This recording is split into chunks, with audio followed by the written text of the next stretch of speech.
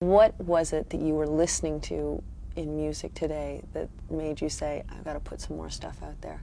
You have to do this. Mainly I sensed a great deal of negativity and entropy in the music. There's a disintegration going on that we really have to address. Our values have been lessened to a great degree. VH1's been pretty cool. They don't show too much craziness on their channel, but other Viacom channels do. So I think that we should address this as a community as to what it's doing to the culture. People can say all they want to, that there's no reason for these kids to listen to music and then go shoot somebody, but you know, there's something that's triggering these buttons. Do you feel responsible as an artist for what you're putting? Do you think that other people do? At this point, my industry colleague who had first opened the meeting took the floor again and answered our questions. He told us that since our employees had become silent investors in this prison business, it was now in their interest to make sure that these prisons remain filled.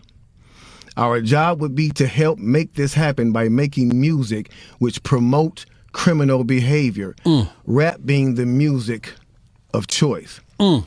He assured us that this would be a great situation for us because rap music was becoming an increasingly profitable market for our companies, and as employees, we'd also be able to buy stocks in these prisons.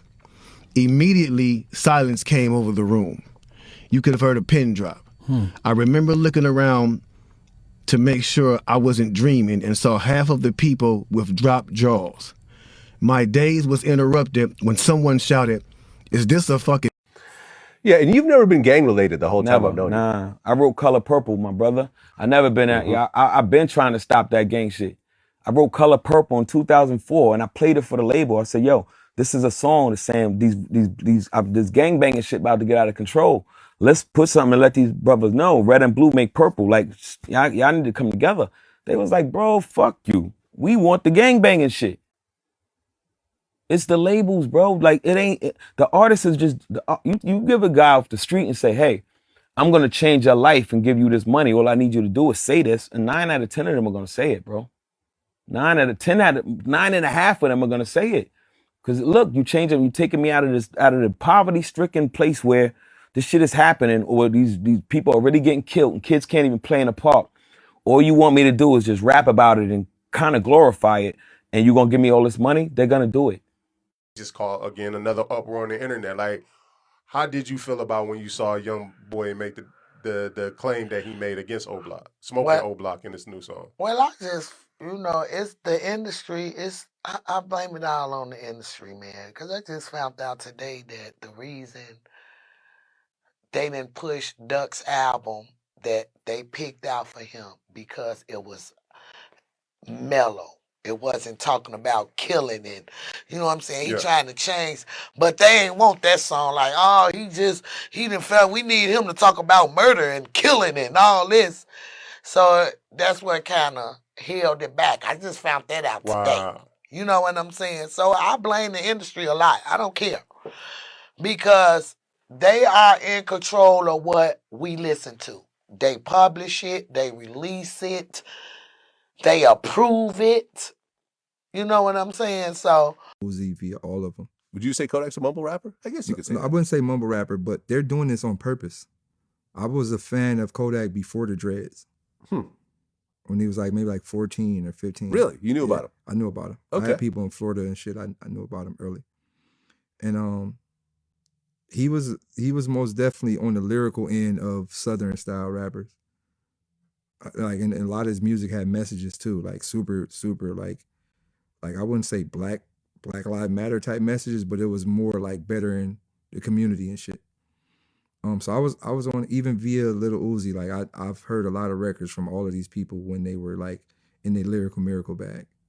So I think like a lot of these people may say, hey, I'm gonna run a play, because the lyrical miracle shit clearly is algorithmically pushed there. So I'm gonna run this play, and if it worked, then it works. But all of them rap. Kodak could really rap. Human beings that always got some shit to say that ain't never got no value to add to the situation. The criticism is never constructive. It's always to tear you down. Or in the case of Atlantic, and this with every artist at Atlantic, they make your music that you came with, they make you think that your music is trash. By the end of the listening session or by the end of the meeting, you thinking like, man, this shit trash. I really need to do what they doing because they telling me that this ain't gonna work here, or this is what the fans want to hear, or this is what you should be doing, and you, when you look at your own music, you like, man, my music ain't got none of that. This music is just all me. But they like, no, you need to think about this person thing, and they put you into a frame of mind where you think that the people own you, that the artists own you, or that the audience owns you as an artist, and your whole sole goal as being an artist is to please and pleasure and meet the expectations of this kind of like ambiguous audience that's just sitting out there somewhere. A record contract, they hit this wall where it's like, we don't want what you really bringing. We want, and Atlantic so filthy with the shit is that they would turn around and have a team of writers, a team of producers waiting for you.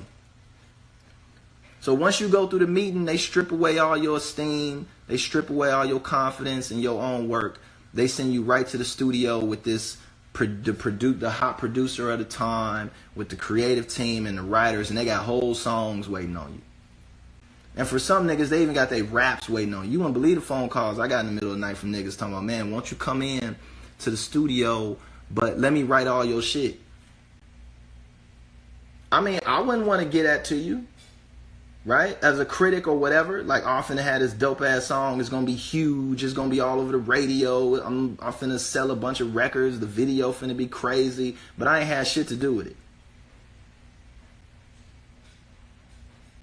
How come when you turn on the radio in Jacksonville, or New Orleans, or Chicago, or Little Rock, the only people on the radio that talk about how great it is to kill each other are black? How come that exists? 15 stations on a dial, go up, go down. The only people on the radio bragging about getting automatic weapons, gunning each other down, are black. This right here is a song. My pastoral vocabulary won't let me read the title, but I will read this. Catch a young black male not paying attention at the red light with your AK-47. Let me see you shoot it. You're a killer, you're a killer, you're a killer. You're a killer black male. Let me see you prove it. Why does this exist? I'll take it even further, because a lot of time racism exists in what we don't know and what we don't see. Where are the white killers on the radio? Where are the white AK-47 shooters? Where are the white drug dealers?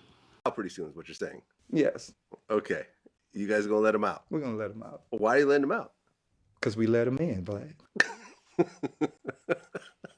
It's all a part of our epic stunt. You know how we do it. Cause commotion, sell albums, albums sell, put the frequencies lower, lower frequencies, destroy the minds of the user, Vlad. You know how we do it, Vlad. We got the whole plan. You and I work together outside of this, Vlad. You know that, Vlad. Okay. So you let him, you brought him in, so you're going to get him out. And, I guess his manager, he signed to like the son of the Universal president or something like this. It's all. Yes, it's all in cahoots. We own Universal, we own Feds, we own the prison systems, we own the NBA, we own NFL, we own everything, Vlad, and it's all one big circle to distract people from the simple fact that we're destroying these niggas, all of them. No, we got them. Oh, amazing. Well, Tekashi fired his whole management team right before this happened.